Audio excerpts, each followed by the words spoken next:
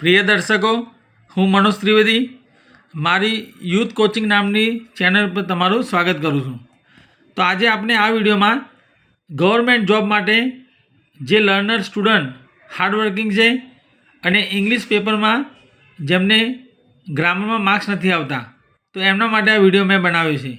તો generally TET કે TAT pass કરવા માટે અથવા પીએસઆઈ, કોન્સ્ટેબલ, પીઆઈ કોઈપણ ગવર્મેન્ટ જોબ પાસ કરવા માટે જે વર્ક ફોર્મ પૂછાય છે, વર્ક ફોર્મ એટલે ક્રિયાપદના રૂપો જેની અંદર કોઈ ઓપ્શન આવતા નથી.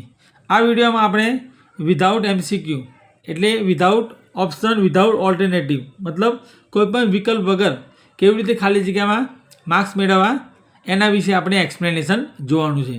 જો તમે મારો વિડીયો ફર્સ્ટ ટાઈમ જુઓ છો તો ચેનલ સબસ્ક્રાઈબ કરો, એટલા માટે કે ભવિષ્યમાં જે કંઈ ગ્રામરનો વિડીયો કોઈ પણ ઇંગ્લિશને લગતો જે વિડીયો બનશે એની તરત તમને નોટિફિકેશન મળશે. In short, you will be known from every new breaking video and you will get the notification of newly uploaded videos about English grammar. તો અહીંયા જે મેં fill in the blank લીધી છે 1 to 5 ઓલરેડી પેસિવ વોઇસ છે. તો અહીંયા આપણે passive વોઇસમાં fill in the blank જેની અંદર આન્સર મૂકવાના છે. તો અહીંયા આ પ્રકારના સેન્ટેન્સમાં જે ઓપ્શન આવતા નથી, કોઈ એમસીક્યુ તરીકે આવતા નથી. તો એમસીક્યુ જેની અંદર કોઈ ઓપ્શન ના આવે તો કેવી રીતે માર્ક્સ મેળવવા એના માટે હું તમને એક્સપ્લેનેશન આપીશ. તો જ્યારે પણ પેસિવ વોઇસનું સેન્ટેન્સ હોય તો કેવી રીતે ઓળખવું, તો ખાલી જગ્યાએ જે બ્લેન્ક આપી છે એની પહેલાં જો નિર્જીવ આપેલું હોય જેને કહેવાય નોન લિવિંગ, નિર્જીવ નોન લિવિંગ આપી હોય તો એ હંમેશા પેસિવ વોઇસમાં હોય.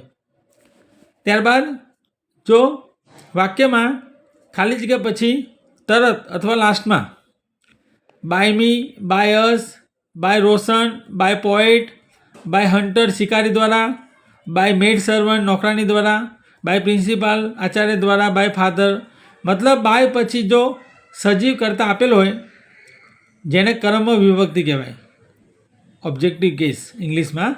તો બાય પછી કરતા આપેલો હોય બાય મી, બાય અસ, તો એ વાક્ય હંમેશા પેસિવ વોઇસમાં હોય છે. તો અહીંયા આપણે ફર્સ્ટ સેન્ટેન્સ જોઈશું. એવરી ફ્રાઇડે, દર શુક્રવારે મૂવીઝ ખાલી જગ્યા ઇન થિયેટર્સ. કોન્સમાં આપ્યું છે રિલીઝ, રિલીઝ એટલે મુક્ત કરવું, છોડી દેવું. મતલબ દર શુક્રવારે થિયેટરોમાં, ઇન થિયેટર્સ એટલે થિયેટરોમાં, સિનેમામાં મૂવી, ઘણી બધી મૂવીઝ શું થાય છે, રિલીઝ થાય છે. બરાબર, મતલબ મૂવી એની જાતે રિલીઝ ના થાય, ડાયરેક્ટર, પ્રોડ્યુસર એ બધા રિલીઝ કરે. તો અહીંયા મૂવી શું બતાવે છે, નિર્જીવ છે મતલબ પેસિવ વોઇસ છે. બરાબર, તો આ રીતે આપણે પેસિવ વોઇસ ઓળખી શકીએ. અહીંયા આપ્યું છે રિલીઝ. હવે પેસિવ વોઇસ છે અને એવરી ફ્રાઇડે આપ્યું છે. એવરી ફ્રાઇડે તો જે વાક્યની અંદર every Friday, every Sunday, every Tuesday, every day, every morning, ત્યારબાદ daily, generally, usually, always, forever સામાન્ય રીતે, તો એ સિમ્પલ પ્રેઝન્ટ ટેન્સ સમજવું. તો સિમ્પલ પ્રેઝન્ટ ટેન્સમાં કર્મ પછી તરત એમિઝાર વર્બ 3 વપરાય છે. હવે મૂવીઝ બહુ વચન છે એટલે રાઇટ આન્સર બનશે આર. ત્યારબાદ રિલીઝનું વર્બ 3 બનશે રિલીઝડ એટલે પાછળ ઈડી લાગશે. સેકન્ડ, મિલ્ક ખાલી જગ્યા from door to door daily. અહીંયા ડિલિવર આપ્યું છે એટલે વહેંચવું. હવે તમે જોઈ શકો છો ડેઇલી આપ્યું છે એટલે સાદો વર્તમાન કાળ છે, સિમ્પલ પ્રેઝન્ટ ટેન્સ. અને ખાલી જગ્યા પહેલાં મિલ્ક આપ્યું છે એટલે દૂધ. હવે દૂધ શું કરાય છે, ડિલિવર એટલે વહેંચાય. દૂધ એની જાતે વહેંચાય નહીં. મતલબ આ વાક્ય બાય વગરનું છે જેની અંદર by her, by me, by them તેમના દ્વારા, બાય રાકેશ, બાય પ્યુન. તો એવું કંઈ આપ્યું નથી. મતલબ ખાલી જગ્યા પહેલાં નિર્જીવ છે. તો મેં તમને કહ્યું પહેલા સેન્ટેન્સમાં જો નિર્જીવ હોય તો હંમેશા પેસિવ હોય સમજવું.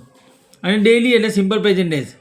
જ્યારે પણ ખાલી જગ્યા પહેલાં લિક્વિડ હોય, મિલ્ક, પેટ્રોલ, ડીઝલ, બરાબર, અથવા રાઈસ હોય કોઈ ક્વોન્ટિટી, કોઈ ગ્રેન અનાજના દાણા, રાઈસ, ચોખા, મિલેટ, બાજરી, તો એ હંમેશા સિંગ્યુલરમાં આવે.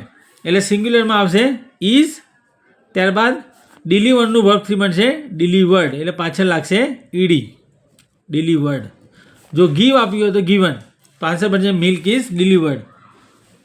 થર્ડ, નોટી સ્ટુડન્ટ્સ ખાલી જગ્યા બાય પ્રોફેસર ટીલ ડેટ. મતલબ આ તારીખ સુધી પ્રોફેસર દ્વારા તોફાની વિદ્યાર્થીઓને પનિશ એટલે સજા કરવી.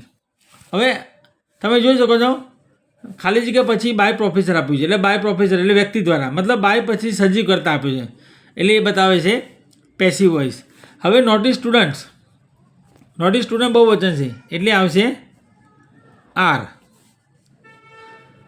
અને પનિશનું વર્બથી બનશે પનિશ્ડ, એટલે આર પનિશ્ડ, એટલે અત્યાર સુધી સજા કરાય છે, આર પનિશ્ડ. 4 ધીસ શૂટ ખાલી જગ્યા ટુમોરો મોર્નિંગ, કાલે સવારે આ શૂટ શું થશે? આયરન. આયરન એટલે ઇસ્ત્રી કરવી, મતલબ આ શૂટની ઇસ્ત્રી કરાય છે. કોના દ્વારા એવું આપ્યું નથી, પણ અહીંયા શૂટ આપી છે, શૂટ નિર્જીવ છે એટલે વાક્ય બનશે પેસિવ.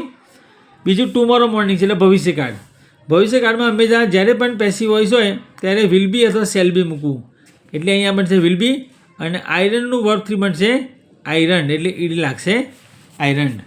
5 લાસ્ટ નાઇટ ગઈ રાત્રે હોરિબલ ડ્રીમ બાય શ્વેતા, અહીંયા એ આપ્યું છે બાય શ્વેતા, મતલબ ગઈ રાત્રે શ્વેતા દ્વારા ડરાવનું સપનું જોવાયું.